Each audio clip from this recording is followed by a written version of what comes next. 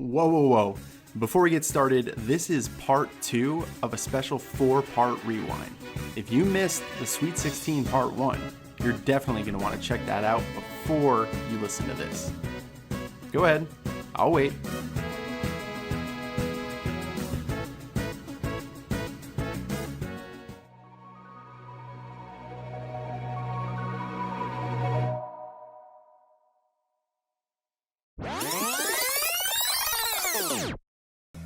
All right, so we are back. We just finished up one side of our bracket. We have 4 more first round matchups to get through.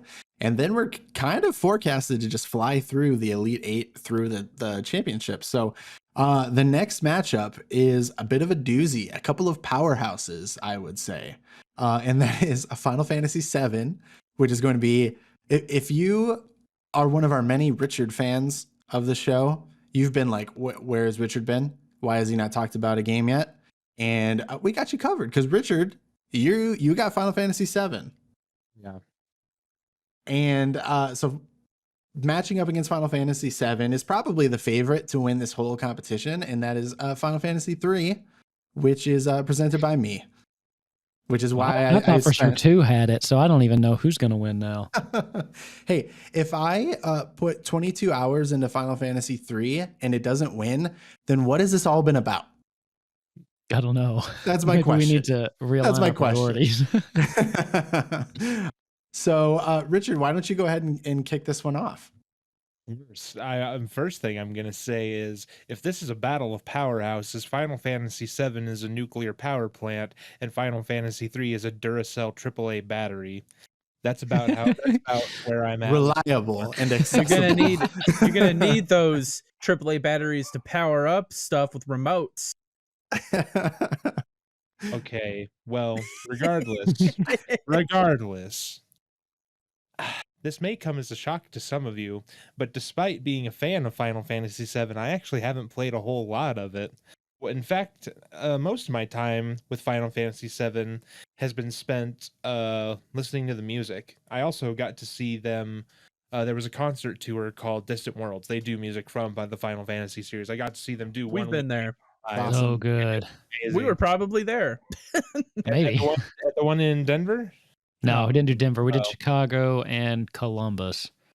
Oh, well, still, Very you nice. guys know what I'm talking about. Yeah. It's a good time. And I mean, arguably, I would say that Final Fantasy VII had the biggest impact on the series, period. Just because it came out at a time when 3D gaming was kind of in its infancy in the home console market. And we were in the middle of that big leap from 2D to 3D. And they were just coming off the high of Final Fantasy VI, which is kind of where Square really started going in a very, very story-driven direction, really trying to flesh out the characters while also still trying to make a game where the gameplay wasn't getting stale. And that's kind of hard to do, especially with RPGs.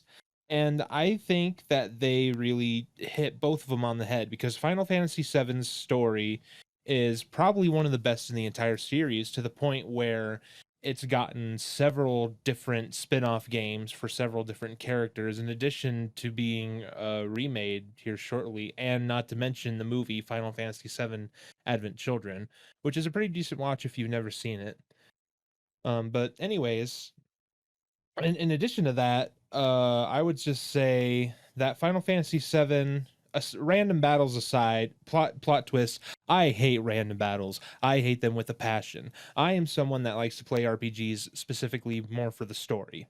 So when I did play Final Fantasy VII, I played the Nintendo Switch re-release, which was kind of nice because it had a few quality of life improvements, like being able to just blaze through all the random encounters. So I would say that probably the most fun part of combat once you get there is just the materia customization. Just because you can do so much crazy stuff with the amount of materia that you get throughout the game.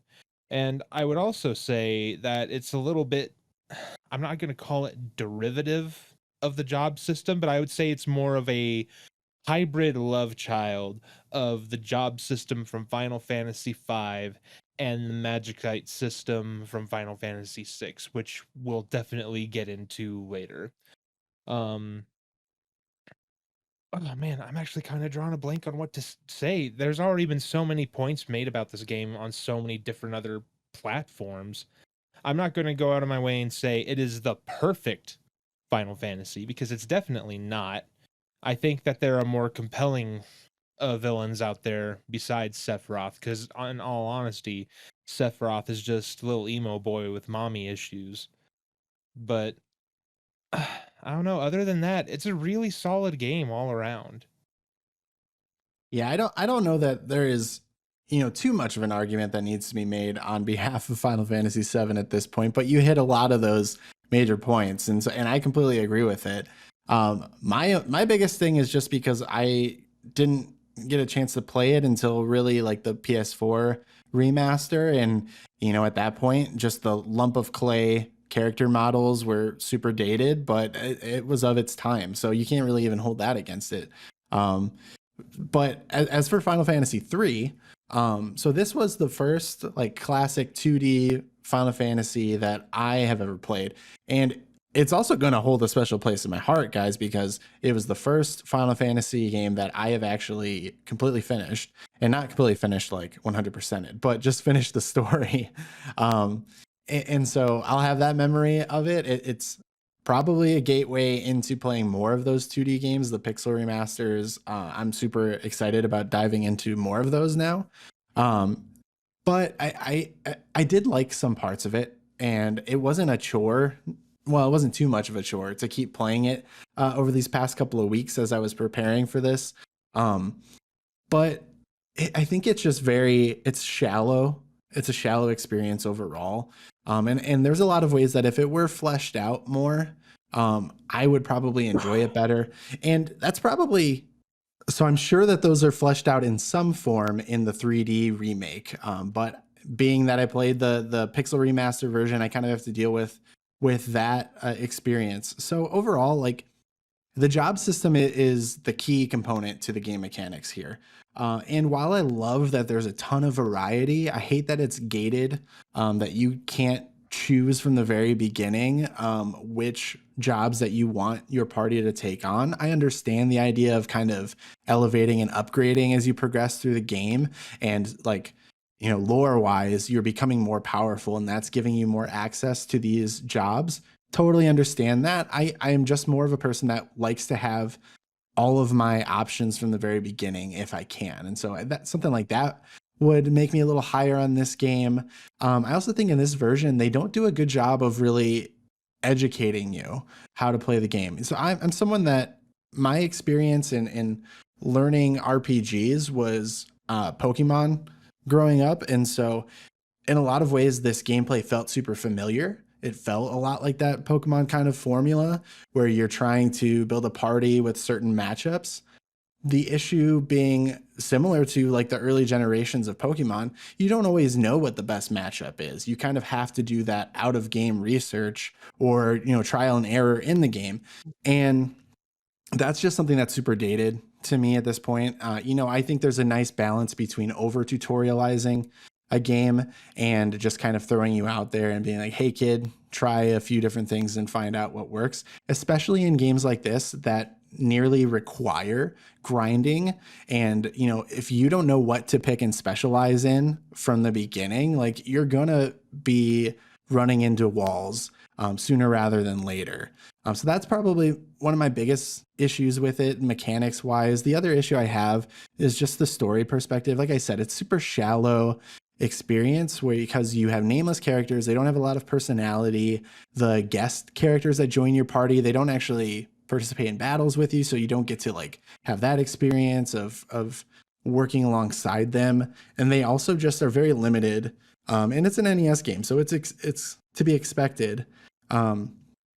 But I think that they try to pay off on those relationships with those guest characters in the end, and they try to add a whole bunch of stakes in this conflict between light and darkness, and add this background in the history that it's not that light is good and darkness is evil. It's that they are two sides of the coin that need to exist in harmony, and if one tries to push out the other, then it's bad for everyone. And so I do like that theme. I just think that they wait too long to really highlight and pay off on it.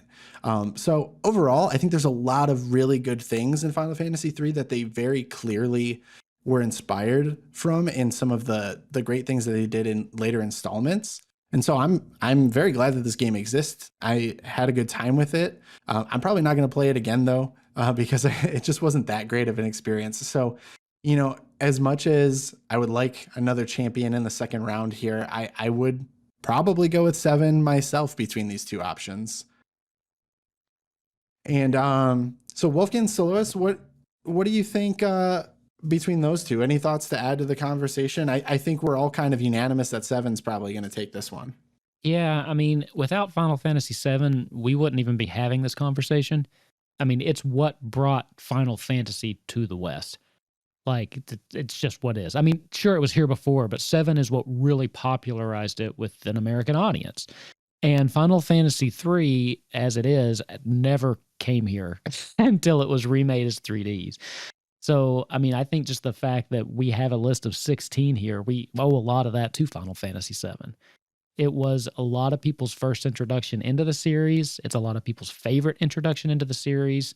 It's a very solid game, and as you pointed out, Richard, it's spawned more spin-offs than anything else, and rightfully so, because the substance is there. The game is great. The characters are interesting, and you know, Sephiroth, while sure, like you called him, what, an emo with mommy issues, but he's just awesome though. I mean, he's just cool. So yeah, I think this one has to go to Final Fantasy VII. Solois, anything to chime in with? I'm going to start by saying I go with Final Fantasy VII, so no one yells at me. But I need to put some respect on 3's name. That's not going to stop me. I'm going to put some respect on 3's name. 3 is the game I'm most nostalgic for, which is weird because it's not even the oldest one I've played. I have so many great memories with 3 because I played it first on DS, which, by the way, is probably the objectively better version. It's a lot harder, but the characters all have like names and stories and everything and arcs. So that hole is kind of filled there. But, you know, and the story is not very complex. But I can't really say anything objectively great about 3. I think it's a fine game, but like subjectively, I have so many memories of sitting at a computer with my DS, just watching Let's Plays and this learning the game, which granted they should teach you in the game, but those memories I love about 3. Now that's not to say 7 is my third favorite in the series. I love 7. It's obviously 7, but it's a tough one because honestly, on this list, if 3 was up against most of these other games, I would have picked it. But it's up against 7, which is probably going to win the whole bracket. So I love 3. I think it's a fantastic game. The job system is not as good as 5's, but is fun and fun to experiment with. I've played the game multiple times doing different jobs and everything, and it's a good amount of challenge in a turn-based setting. And I agree. I agree, though, that random battles are archaic and need to go away. I don't like them either.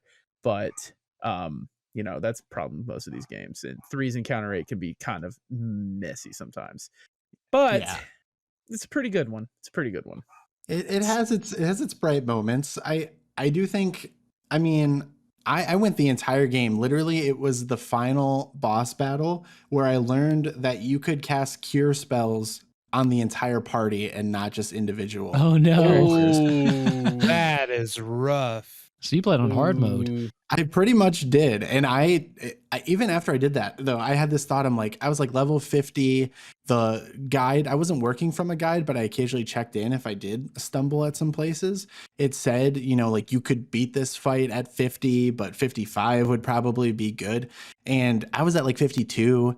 And I finally learned that you can switch over to curing the entire party. And I'm like, oh my gosh, this is going to make it so easy. And then I still got my butt whooped again after learning that. And I had to grind a couple more levels, finally got it. I was down to my final character. And so there are good things. but we're unanimous on Final Fantasy VII. It's not really a surprise.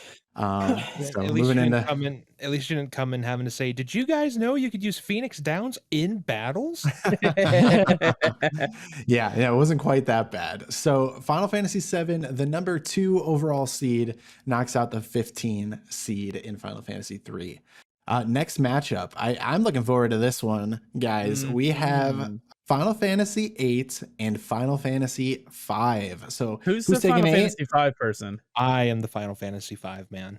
All right, Okay. I'm looking forward to this. I'll Have let at you it, go. guys. You can go This first. is- I'm gonna this get my is gonna popcorn.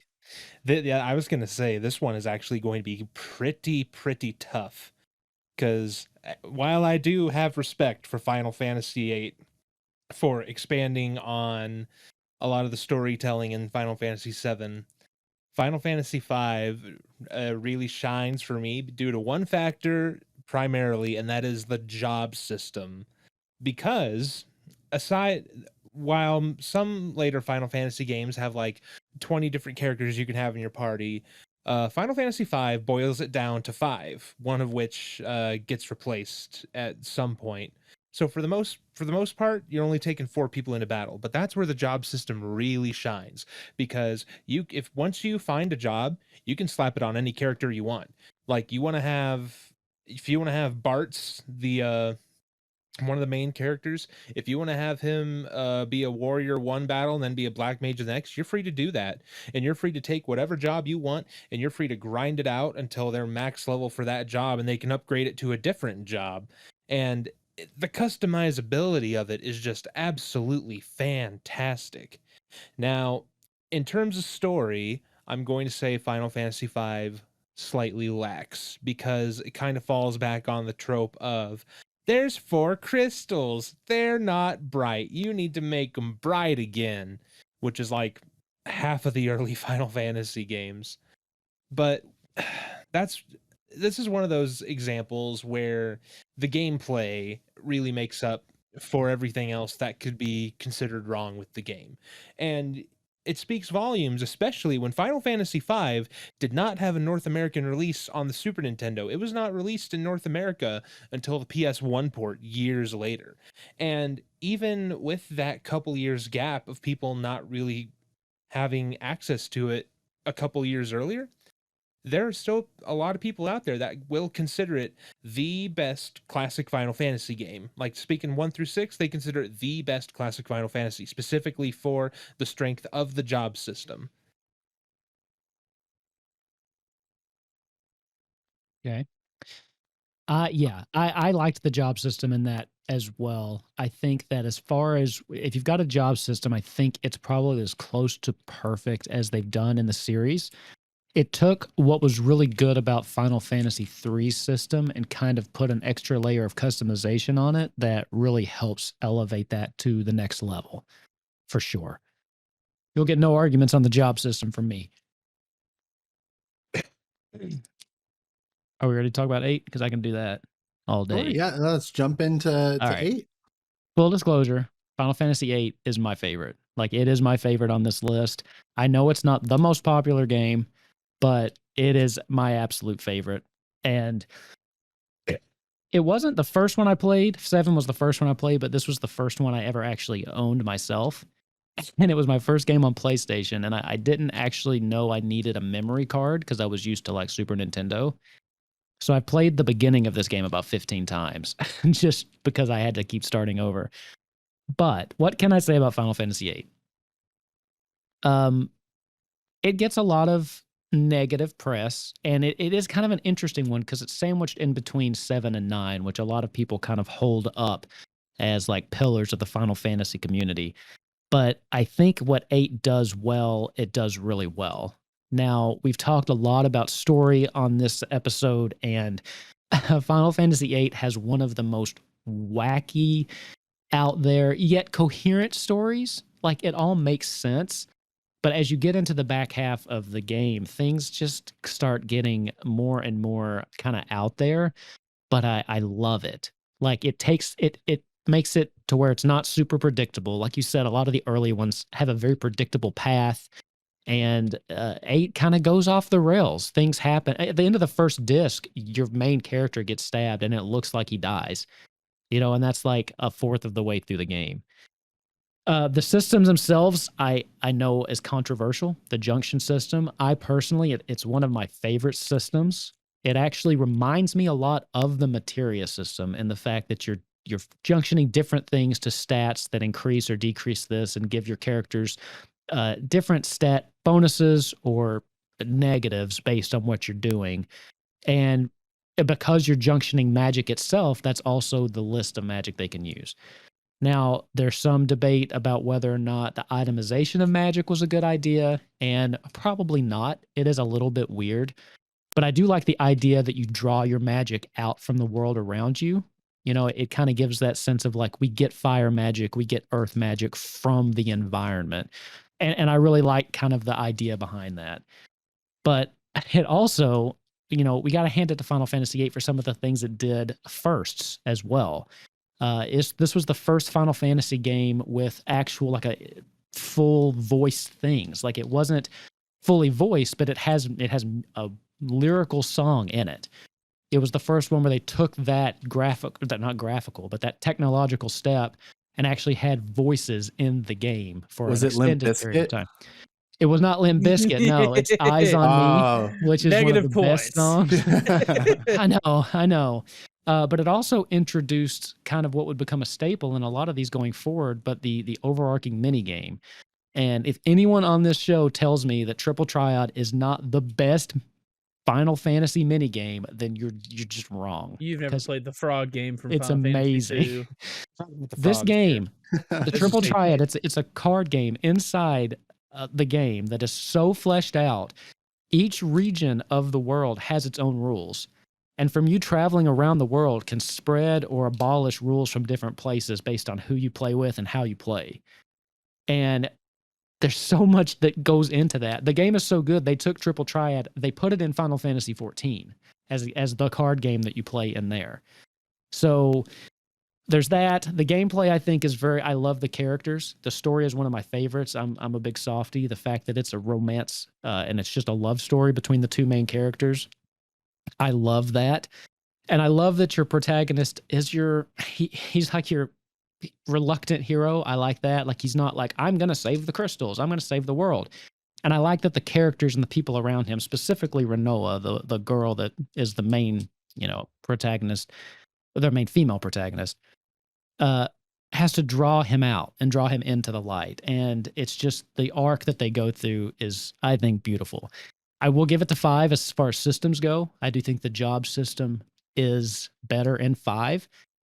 But as far as story, the technological things, what it did to help move the series forward, and Triple Triad, I got to give this one to 8. Sorry, I don't mean to cut you off. I want to mention one thing I forgot to mention about 5, and that's Gilgamesh. Gilgamesh is absolutely hilarious. I can't believe I forgot to mention that. He is hilarious. In Final Fantasy VIII, he comes back as a pseudo ally that can either one-shot your enemies or do 1 damage, whether or not he procs Excalibur or Excalibur, which amazing. I like too. So I think I'm gonna go ahead and take the decision-making role on this one. But Solois, do you have anything to chime in with on these? So, Final Fantasy VIII is not one of my favorites, controversial to his opinion.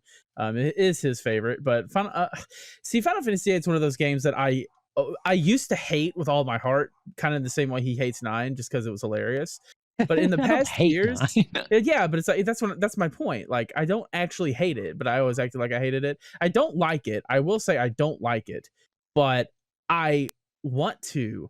And like last February, I tried a streaming challenge where I was going to stream the whole game, and I got 1 stream in and I just wasn't streaming. And the reason was because I just didn't want to play 8, which made me not want to stream.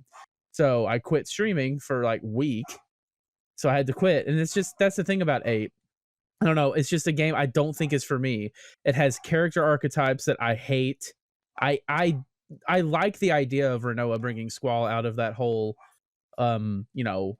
annoying emo phase. Whatever. But like, that stuff. Like the beginning of the game is like I can't read his dialogue without cringing, and that's why I said Jack from Stranger of I almost said Soldier of Paradise. Stranger of Paradise is just like that, but like a parody. Final Fantasy VIII doesn't feel like a parody, which I don't think Stranger of Paradise is meant to, but it's just so bad it's great. But I can't get past that, and even in my last playthrough, I used to hate the junction system. I've come around to thinking it doesn't seem, on the surface level of what I played in that one stream, it didn't seem that bad from what I remembered, but the drawing, I hate it. I think it's clunky. Does a lot of what the problem with 3 is, where you have to grind your job levels at the beginning. You just have to sit still and draw magic off of enemies. You can draw it from stuff. The idea of it, of like how you explained it, of drawing magic from the world, that idea is so awesome. But it's just so slow to me. And if it's pausing progression through the game, I don't like pause progression to level grind ever. Like a lot of my favorite Final Fantasy games, I feel like you don't need to do that. You can just like streamline through it. And if you play your cards smart, you'll get powerful enough to get through the game. I don't like having to pause combat to draw magic. Well, I will say that. You don't have to, but with 8 going up against 5, I think that's a problem they both suffer from. Because for all of the positives of the job system, because there are so many, and if you want to utilize the benefits, you have to master the job. There's a lot of grinding in 5. And I really like that. But if you want to, yeah, it's a lot of grinding. I didn't grind a lot when I play 5, because the first time I did, because I didn't have a plan. But every time I play job 5 now, I know exactly who I want to have what, so I don't grind. Because by the time I get to the part where I need the benefits, it's all the job I've had. I've planned it out. They're max level. And if I am grinding, I'm grinding just a little bit to get like the chicken knife really powerful or something to flee from battles, or the brave sword, whatever it's called. So I didn't feel that issue as much with 5. But I hate to do this because it's the answer. I'm going with 5. I think it is one of the best classic Final Fantasy games. As far as story, it's not, but as far as actually playing a game, it is easily the best. It is just so fun, strategic. You're dead to me. It's great. You know how much I love 5. Our podcast is canceled. We are seeing a family torn asunder right in front of us. So I think really good arguments being made and highlighting a lot of really good things in both games, but maybe some shortcomings as well. I've not really played either of them. I will say Squall was the first Final Fantasy character like I was aware of, because like I mentioned, my introduction to Final Fantasy was through Kingdom Hearts, and I didn't even recognize the Final Fantasy X characters on the island as Final Fantasy characters. But then once Squall as Leon in that universe for some reason steps out with his gunblade, it was just like the most badass moment of my young life, and I was sold. And then I did try to play 8. I think 8 was one that I maybe tried to play even before 10. And the opening cinematic was awesome. Oh my god! And what is it? Liberi Fatale. Oh, that song.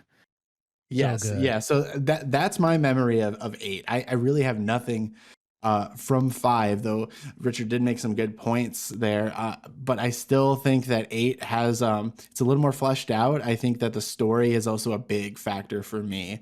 And with 8, I've heard great things about its story, to varying levels of positivity, but overall seems like a deeper experience, and that's where I would go with this one.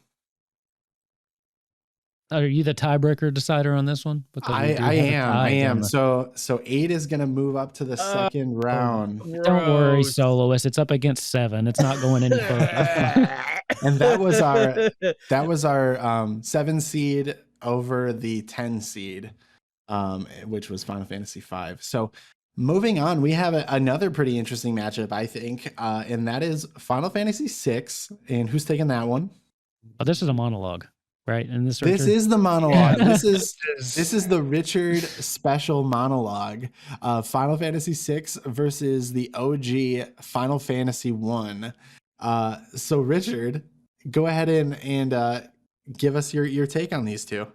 You guys are like making me choose which son's my favorite. This is just evil. So I actually did completely play through Final Fantasy I a couple months ago through the Pixel Remaster, and I had an absolutely great time with it. But for the sake of this review, I would like to base both of these games off of their original releases. So I did go and play the NES Final Fantasy, and I did go and play the Super Nintendo Final Fantasy VI, or as it was released in the West, Final Fantasy III, because Square can't count. And Final Fantasy One, I mean, credit is due where it is due. This is the OG.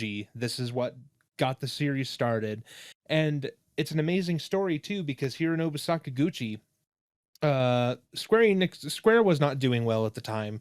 They were basically on the verge of financial collapse. So Hironobu Sakaguchi came to the big bosses and said, "Let me make this game. I can turn this entire company around." And they were like, "Bet."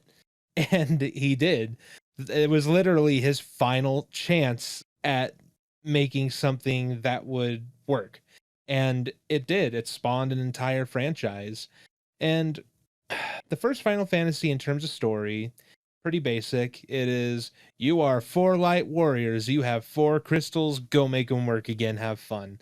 And I mean, you wake up outside of a town, you've got a couple bucks on you, you go and you equip yourself, and you're just kind of thrown into the world without any sort of direction. Everything is really up to you to discover. And a great example of that is in the very beginning, right after you defeat Garland and go back to the castle. If you do not talk to the princess right then and there, you don't get the loot, and the loot is a very, very important item that you need to beat the game. So if you just skip that, then congratulations, you've essentially blocked yourself from winning the game until you go and talk to her.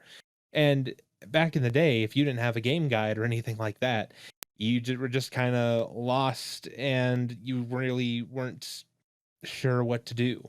But this is also the kind of game where, like, you have to talk to the townspeople, or in particular with Final Fantasy One, the dancing girl by the fountain in Cornelia is the one that usually gave out all the hints. And aside from that, I mean, you rescue Sarah from Garland in the very beginning, and then when you cross that bridge, you were greeted with probably one of the most iconic sequences in RPGs. You get that cutscene where it shows your characters walking over the hill, and then it goes and so that journey began, the 4 light warriors and all that stuff. And it kind of really hit you like, okay, I just fought a boss and I just rescued one person, but there's still a whole world for me to explore.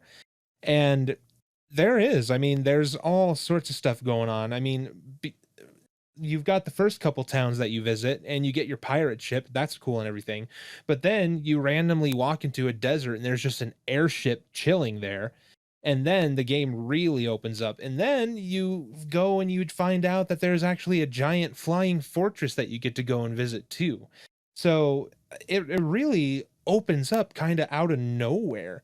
But unfortunately, it is all just completely destroyed by the bugs, because the first Final Fantasy was unfortunately a very buggy game. And I understand that they were just starting out and things aren't going to be perfect. But one of the biggest gripes I had always had with the original NES version, is that you will go to attack an enemy, and if you have multiple people attack it and it dies, that 4th guy is just going to attack a blank space. That makes absolutely no sense. It is frustrating. It is just pure, unadulterated evil on parts of the creator. But, of course, this was also the first Final Fantasy, so you really can't hold it against him too much. I mean, they fixed that as soon as the second game was released. They were still developing the way the battle system works. And in terms of story, so I touched on the Light Warriors, then it just turns into, okay, go fight these 4 guys to make the crystals work again. Oh, wait, the 4 guys sent Garland back in time so he could send them forward in time and create a time loop where he just becomes Chaos. Time to go kill Chaos. And then what I think is really tragic is the way the game ends, because it's like, congratulations, you saved the world and everything by traveling 2,000 years into the past.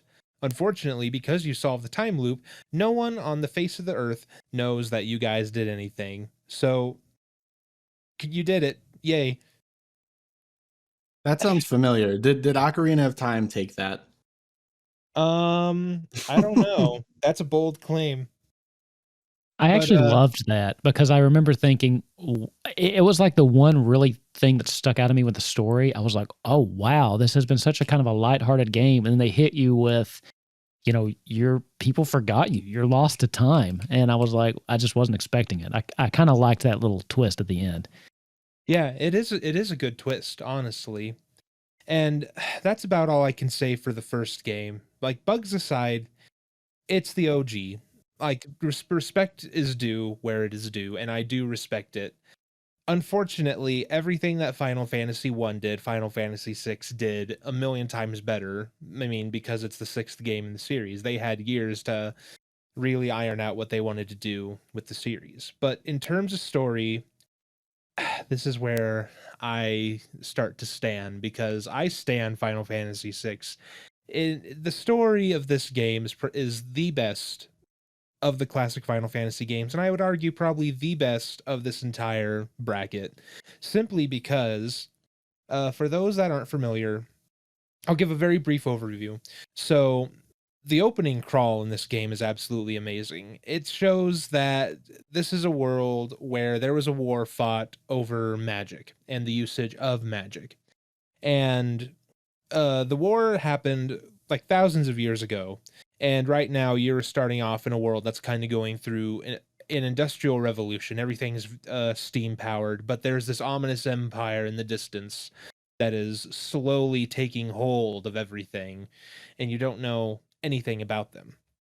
And this game opens up with two of these Empire soldiers and a girl named Terra, known as Tina in the original version. But Terra's got this the little crown on her head that's basically just a mind control device. She's being used by the Empire because she is a natural magic user. That is something that does not occur in this world. And so the Empire is using her to their advantage, and they are going to raid a city called, I think it's Narsha or Narshi. I don't know.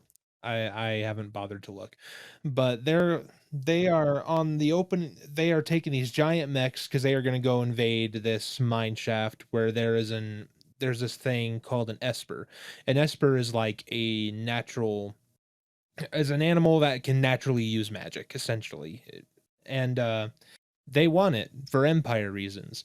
But the Esper breaks the crown on Terra, and the Terra from there kind of starts getting her memories back. And the entire time she's on the run from the Empire, there's a man chasing her named Kefka. Kefka was a soldier of the Empire, and the Empire decided to start experimenting with taking the magic from Espers and infusing it into people. And they tried it with Kefka, and unfortunately it worked, but it also turned Kefka insane.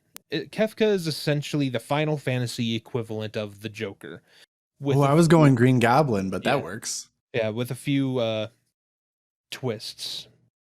So I don't want to get into the nitty gritty of everything, but essentially what ends up happening is Terra and her friends kind of unite to make sure that the Empire can't use magic for their ill designs. But unfortunately, while they try to find a gateway to the Esper world to make sure that none of the other Espers can be used for magic, the Empire follows them, they ambush them, and they basically find a way to take control of magic. But in a last-minute twist, Kefka takes the entire leader of the Empire, kills him, takes control of all magic on the planet, and essentially wins. Kefka is the one bad guy in the entire Final Fantasy series who really truly wins. He takes control of all magic on the planet, and he's God, essentially. He becomes ruler of the planet. And the second half of the game is actually you trying to get your party back together in this broken ass world and trying to actually go take out Kefka, because he's literally living on top of a tower sniping people with a giant laser that don't agree with him. I mean, he literally wins. Like for that second half of the game, for a while there, he just wins. And then when you actually have to go and kill him, he's gotten to the point where he has transcended into godhood, and he has become so mentally deranged that he thinks that the only purpose he has left is to just discontinue all life as it is known, because he is just full on nihilist at that point. Like he thinks that absolutely nothing should exist. So you have a compelling villain who actually, for the most part, achieves his goal. And you don't see anything like that in any of the other Final Fantasies. I mean, it is honestly, the second half of the game is honestly a pretty depressing note, because you have to like get your party back together. You have to brush off the feelings of failure that you might have, and you have to at least try one last time to save the world. It's your last ditch effort. If you do not succeed, you are just straight up screwed. And on top of that, Kefka's also got the best final boss music in the entire series. One Winged Angel is good, but One Winged Angel is not Dancing Mad. That is Kefka's song, and it is also 16 minutes long with 4 different movements, and it is an absolute masterpiece. So, story aside, because I've just gone off the rails with that. I could go on all day, but story aside, the gameplay, it doesn't have the strength of the job system that was fleshed out in Final Fantasy V, but what it lacks in jobs, it makes up for in a system called relics, where you can equip 2 relics per person, and all the relics do specific things. And some relics can only be equipped by certain characters. Like there's the sprint shoes that lets everyone just basically permanently run, and those can be equipped by everyone. However, there's also a very good charm called the Moogle charm that can be equipped by a character called Mog, and it is honestly the best power up in any Final Fantasy game because it eliminates all random encounters, and that makes me so happy. Applause. But aside from that, I mean, there's a billion different relics. There's support ones. There's one that add command. There's others that will change your stats. There's like one that will make it so that when you're walking on the world map, your character regains HP for every step. So you could go hog wild with all the relics that you get. But on top of that, all the characters that you get, they all really contribute something special. Like, I mean, Terra, she is the one magic user for like the first half of the game. Once you start having Magicite introduced into the story, other characters can use Magicite to either infuse themselves with magic, or they can use it to summon espers to fight on your behalf in battle. But let's see, Terra is the magic user. Locke, he's kind of your thief character. Edgar, he uses like, I would say guns, but it's more like crossbows. And his brother Sabin is the most iconic character in the game in terms of fighting, because this is the man that has the ability to suplex a train. Which is by far the most iconic thing that's come out of this game. As a matter of fact, Square caught grief because they were showing previews of the Pixel remaster, and when Sabin suplexed the train didn't flip over, and everyone said, "Hey, you have to fix that. That's a game. That's basically a game-breaking bug at that point." Oh yeah. Let me see here. Sorry, I'm trying to remember all the characters in the game. There's like 40. There's No, a lot. That's Chrono Cross. That's a Well, different. true. But, there is a lot. I think this one has the there biggest are. cast of characters, though. It does have a pretty big cast. And what's really cool is at one point in the game, you essentially split up into 3 different parties and you have 3 different stories. And aside from all the praises that I could sing for 6, I'll just sum it up as this. Final Fantasy 1 started the series, but Final Fantasy 6 really took the series to new heights in terms of story, some gameplay, and just overall satisfaction. And I'm curious to hear what everyone else has to say about it. Sure. So I'll go ahead and hop in. I think that, I mean, you sold it, you sold 6 incredibly well. I think you paid respect to 1, but to me, it's obvious. It seems like 6, and I don't have a lot of personal experience with these games, but it seems like 6 just really did a lot to elevate the series. And while obviously the original did a lot in establishing the series, it seems like the leaps that were made with 6 are just truly impressive. So that's where I would go with my vote. Yeah, I agree. I always thought this one was kind of a no-brainer. 6 moving on. I mean, Final Fantasy 1 should be a first-round drop. I mean, it just should. But if it didn't do its job. Everything should be getting better from there. So, like, whatever you put it up against, there's almost always something you can say, yeah, 1 did this, but it's because of 1. Look at all this cool stuff we got. So, yeah, I think this one's a no-brainer. 6 moving on. No disrespect to 1. But I think that the fact is that one did its job well, and that's why it's hard to compare it and put it above almost any of the other ones. So, Lewis, anything to chime in with? Final Fantasy VI is my fourth favorite and is probably objectively the best in the series. It's fantastic.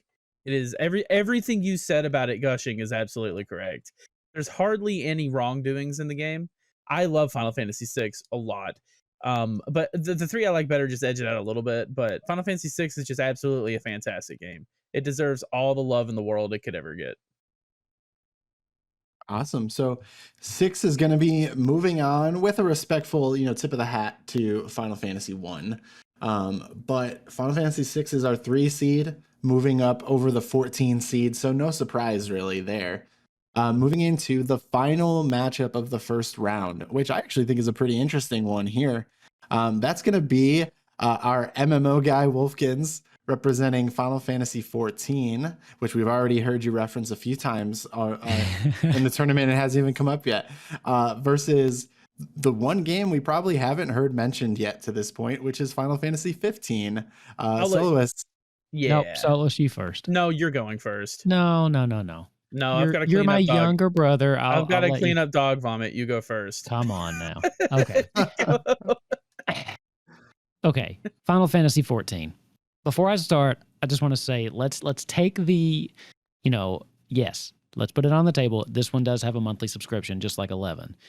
But in almost every aspect, Final Fantasy 14 is the ultimate Final Fantasy. And no other game has had especially in this series, has had a redemption arc like Final Fantasy 14. When this game came out, it was hot garbage. Like, it was not good. I pre-ordered this game. I was so excited about it and couldn't play it more than a couple weeks. But what they've done here is they've put together an amazing dev team led by Yoshi P, and they have not only rebuilt themselves, flourished like a phoenix from the ashes, but they have become what is arguably probably the number one MMO on the market today. And there's very good reason for that. Not only is this probably one of the most accessible MMOs for new players with, a very generous free trial up to level 60, including the award-winning first expansion Heavensward. But what it does best is it takes the best parts of all of the Final Fantasies and puts them together in one truly amazing package. It takes the best elements of the story plots. The whole game has a MSQ, which stands for main story quests, and it's just a story. Like, you go through some of the MMO elements, but it is a story and one of the best narratives in the entire series, especially playing all the way from A Realm Reborn through Endwalker. And you had mentioned earlier about Final Fantasy III and the way that you kind of liked that, the story with the balance of light and the balance of dark. That is the story of the Shadowbringers expansion, is that they visit this other place where there has been a flood of light, and all of the things you are fighting are light-based, and you are no longer the warriors of light, you're the warrior of darkness. And it really puts you in the world. It makes you feel truly heroic. You start out as an adventurer, and by the end, you feel like a main character in a Final Fantasy game. It has more content than any other Final Fantasy game. And pretty much anything you like about a Final Fantasy game, you can find in Final Fantasy XIV. There's a gold saucer. You can go to the gold saucer and you can do chocobo racing. You can play Triple Triad. You can play all sorts of other games. There is a boss fight against Kefka in this game. Everything that you can think of, it is at some point represented in Final Fantasy. Even Final Fantasy VIII's draw system is represented in one of the boss fights that is themed around Final Fantasy VIII. Not only that, it does crossovers with other series. Like, it's the ultimate Final Fantasy. That's just all there is to say. It is the ultimate Final Fantasy. And again, yes, it has a subscription, but you can play the base game and the first expansion without paying a dime. So you said that wrong. To do that. You said that I said wrong. I said it while you're cleaning up dog vomit. No, you said that last part wrong. What do you mean? You said you can play you should have said, how does it go? You can play the award-winning through the award-winning. There's a saying. There's a joke. Yeah, I There's a said joke. that when you can't stepped remember. away at the beginning. That's why I started with. But yeah, I Oh. think. Oh, and Oh. even Final Fantasy 15 that you're getting ready to talk about, that awesome car is a mount you can get in Final Fantasy 14. It is the ultimate Final Fantasy. Just it is. That's go ahead, Solois. Your turn. Okay, so I'll start off this by saying I'm going to pick 14 over it, even though I don't like it as good. For every reason he just said, is because it is like Final Fantasy IX was to the series when it came out, how it had like music from Final Fantasy II in the last dungeon and had enemies named after people, had the four fiends, callbacks. That's what Final Fantasy 14 does, the same thing on like a much grander scale. Final Fantasy 14 is just a love letter to the series. If you like Final Fantasy, you like Final Fantasy 14. There's just no question. But Final Fantasy 15 is one of the most mixed games in the series and is my second favorite. I love the heck out of Final Fantasy 15. I love the story of the characters. I'm not going to talk about the ending because if you've not seen it, you have to see it for yourself. And the ending is so amazing. The payoff is so worth it. The combat system is so smooth. Swapping between weapons like that is so fun. Warp battling, it's so awesome. And Final Fantasy 15 changed myself as a gamer because I used to love games like, the PS1 era of just turn-based games, random battles, give it to me. Final Fantasy 15 made me realize how much I love open world action RPG games. Like it segued me into playing games like Elden Ring, which I love. I play Breath of the Wild, which isn't the same because it doesn't have systems, but those open world games like that with quests, equipment, all of that kind of stuff, not on the scale of an MMO where you're overbeared, but just giving you stuff to do. He beat Final Fantasy 15 before me because he got to it and beat it. He was yelling at me because I wouldn't beat it to talk about the ending because I was so caught up in the side quests. I loved that game that much. 15 was awesome to me. Had a great cast of characters. I would pick it if it was up against anything but 9, and I guess 14.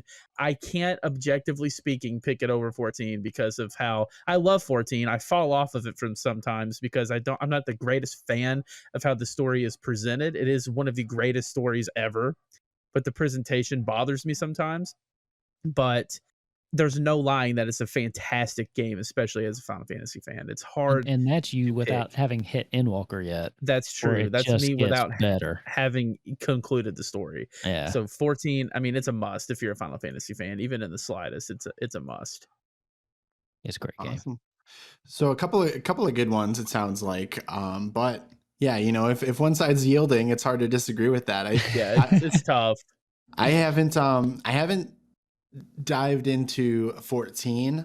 I'm not a huge MMO guy, so I'm not even confident that I ever will, if I'm being honest. But you do make a good sell as far as like how it is worth it and how it does kind of bring in all of these elements of these games that we've talked about today. 15, I will eventually play. I know that because who doesn't love a bro road trip? Exactly. It's so good. So with respect to the arguments, though, I will go with 14 as well. Richard, though, I will give you final say on this one. So if you want to veto the three of us, you have that power. No, that doesn't seem fair. Imagine the upset. Hey, it wouldn't be an upset for no, me. My heart what wants I'm to going say to 15. What I'm going to say is this. I have not played either of them.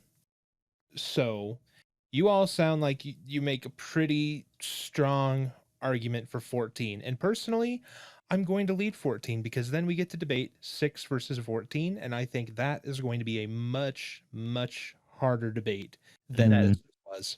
I like the way this guy thinks. Yeah, good move. All right, 14. So 14, we get an MMO in the Elite 8. Very nice to see.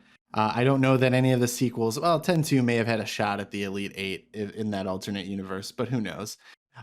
So here we are, our Elite 8. I will list through them, and then we can take another brief break as a nice pausing point for anyone who's trying to plug their way through this conversation in multiple sessions. So our Elite 8 as it stands, we have Final Fantasy IX, Final Fantasy IV, Final Fantasy XIII, Final Fantasy X, Final Fantasy VII. I'm saying Final Fantasy every time because that's the title. Final Fantasy VIII, Final Fantasy VI, and Final Fantasy XIV. So a nice group there. Maybe one Cinderella still hanging around at this point in time, but who knows when that's going to end. So like I said, we'll take a quick break right now, and when we come back, we'll fire through that Elite 8 all the way through to the champion. And with that, we're going to wrap up the Sweet 16 of our March Madness Final Fantasy tournament. Part 3 of this rewind is coming around in 2 days, or if it's already out, go ahead and click it now.